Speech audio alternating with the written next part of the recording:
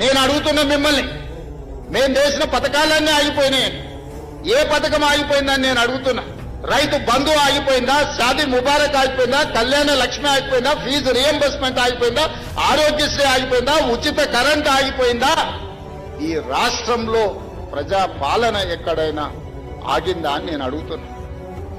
ఇవే కాదు, సన్న బియ్యం ఇచ్చినాం, పేదవాళ్ళ ఇళ్లకు 200 యూనిట్లు ఉచిత కరెంట్ ఇచ్చినాం, 500 రూపాయలకు సిలిండర్ ఇచ్చినాం, 60,000 ప్రభుత్వ ఉద్యోగాలు ఇచ్చినాము, 2.5 లక్షల కోట్ల రూపాయల పెట్టుబడులు తీసుకొచ్చినాం, ప్రైవేట్ లో 1,00,000 ఉద్యోగాలు ఇప్పించినాం.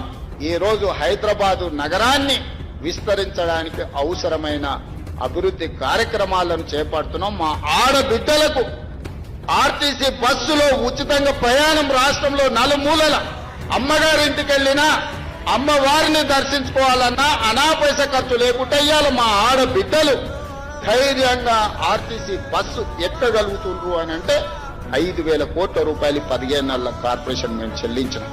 ఇవన్నీ మీకు ఎక్కడ కనిపిస్తలేవా?